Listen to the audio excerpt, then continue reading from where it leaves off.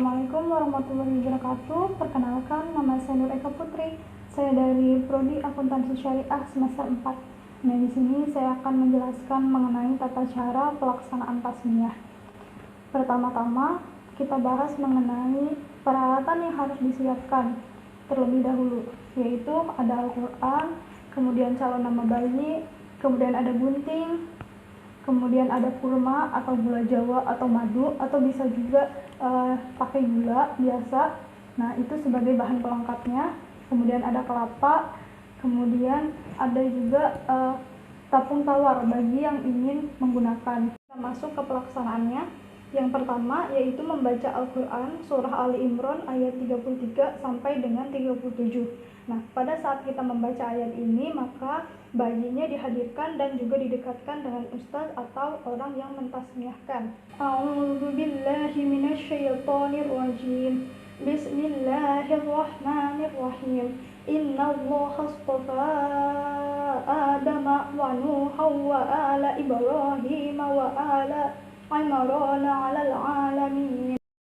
Dzurriyyatan ba'dhuha min ba'di.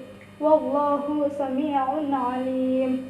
Kullama dakhala 'alaiha Zakariyal mihraba wajada 'indaha rizqa.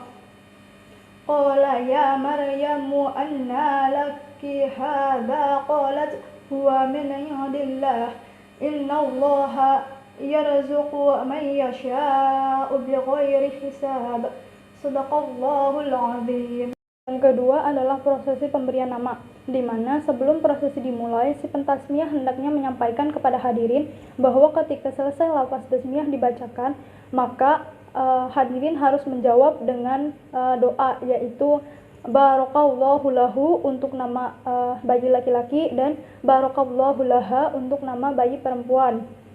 Nah, di sini saya menggunakan contoh nama bayi Ukasyah bin Halim, yang mana dia adalah nama bayi laki-laki.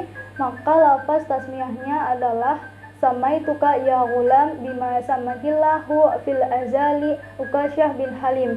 Hadirin akan menjawab barakallahu lahu.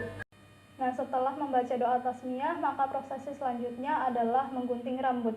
Menggunting rambut ini tujuannya adalah untuk menghilangkan rambut-rambut kotor di tubuh bayi. Nah, untuk cara melakukannya, kita gunting sedikit dari kanan, kemudian sedikit di kiri, dan kemudian sedikit di atas. Nah, selanjutnya adalah melakukan teknik, yaitu mencicipkan sedikit kurma atau madu atau gula jawa ke mulut bayi. Nah, di sini saya menggunakan madu. Caranya adalah kita ambil sejumput madu, sedikit saja, kemudian kita dengan bacaan bismillah, kita masukkan ke langit-langit mulut bayi. Proses selanjutnya adalah menggunakan tabung tawar, yaitu kita seraya membaca sholawat kepada Nabi Muhammad SAW. Selanjutnya yaitu membaca doa selamat sebelum menutup kegiatan tasmiyah. Bismillahirrahmanirrahim. Allahumma inna nas'aluka salamatan fid din wa afiyatan fil jasad wa ziyadatan fil ilmi wa barakatan fil rizqi wa taubatan qabla al maut wa rahmatan ya'dal maut wa maghfiratan ba'dal maut. Allahumma hawwin 'alaina fi sakaratil maut wan najata minan nar wal 'afwa 'indal hisab. Rabbana la tuzigh qulubana ba'da idh hadaitana wa hab lana min ladunka rahmatan innaka antal wahhab. Alhamdulillahirabbil alamin. Selanjutnya saya akan melanjutkan dengan tausiah mengenai akikah. Menurut bahasa, akikah artinya memotong. Asalnya dinamakan akikah karena dipotongnya leher binatang dengan penyembelihan. Nah, ada yang mengatakan bahwa akikah adalah nama bagi hewan yang disembelih. Dinamakan demikian karena lehernya dipotong. Dalil-dalil pelaksanaan akikah. Dari Samurah bin Jundab, dia berkata, Rasulullah SAW bersabda, semua anak bayi tergadaikan dengan akikahnya, yang pada hari ketujuhnya disembelih hewan kambing, diberi nama dan dicukur rambutnya. Hadis riwayat Abu Daud, Tirmizi, Nasai, Ibnu Majah, dan Ahmad. Dari Aisyah, dia berkata, Rasulullah bersabda, bayi laki-laki diakikahi dengan 2 kambing yang sama, dan bayi perempuan diakikahi dengan 1 kambing. Hadis riwayat Ahmad, Tirmizi, dan Ibnu Majah. Kemudian hukum akikah setelah dewasa. Pada dasarnya, akikah disyariatkan untuk dilaksanakan pada hari ke-7 dari kelahiran. Jika tidak bisa, maka pada hari ke-14, dan jika tidak bisa pula, maka pada hari ke-21. Namun demikian, jika ternyata ketika kecil ia belum diakikahi, ia bisa melakukan akikah sendiri di saat dewasa. Suatu ketika, Al-Maimuni bertanya kepada Imam Ahmad, ada orang yang belum diakikahi, apakah ketika besar ia boleh mengakikahi dirinya sendiri? Imam Ahmad menjawab, menurutku jika ia belum diakikahi ketika kecil, maka lebih baik melakukannya sendiri saat dewasa. Aku tidak menganggapnya makruh. Para pengikut Imam Syafi'i juga berpendapat demikian. Adapun untuk jumlah hewan, yang lebih utama adalah 2 ekor untuk anak laki-laki dan 1 ekor untuk anak perempuan. Hal ini berdasarkan hadis-hadis yang terkait dengan jumlah hewan untuk pelaksanaan tasmiyah yang tadi telah saya bacakan. Selanjutnya mengenai ketentuan daging. Dianjurkan agar dagingnya diberikan dalam kondisi sudah dimasak. Dalam hadis, Aisyah radhiyallahu anha mengatakan bahwa sunahnya 2 ekor kambing untuk anak laki-laki dan 1 ekor kambing untuk anak perempuan. Ia dimasak tanpa mematahkan tulangnya, lalu dimakan oleh keluarganya dan disediakan pada hari ke-7. Hadis riwayat Al-Baihaqi.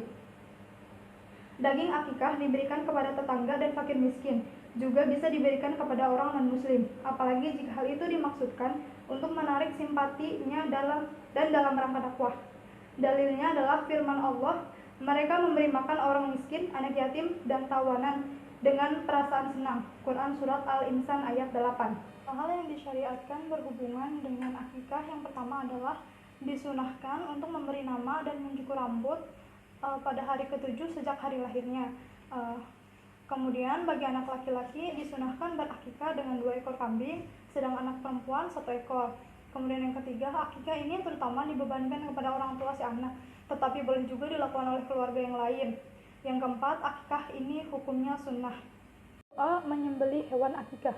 Dari Aisyah radhiyallahu anha, Rasulullah shallallahu alaihi wasallam bersabda yang artinya, "Wahai Aisyah, ambilkan pisau." Lalu beliau bersabda lagi, "Asahlah pisau itu dengan batu." Maka Aisyah melaksanakan perintah tersebut. Rasulullah shallallahu alaihi wasallam kemudian mengambil pisau itu dan mengambil domba, lalu membaringkannya dan menyembelihnya.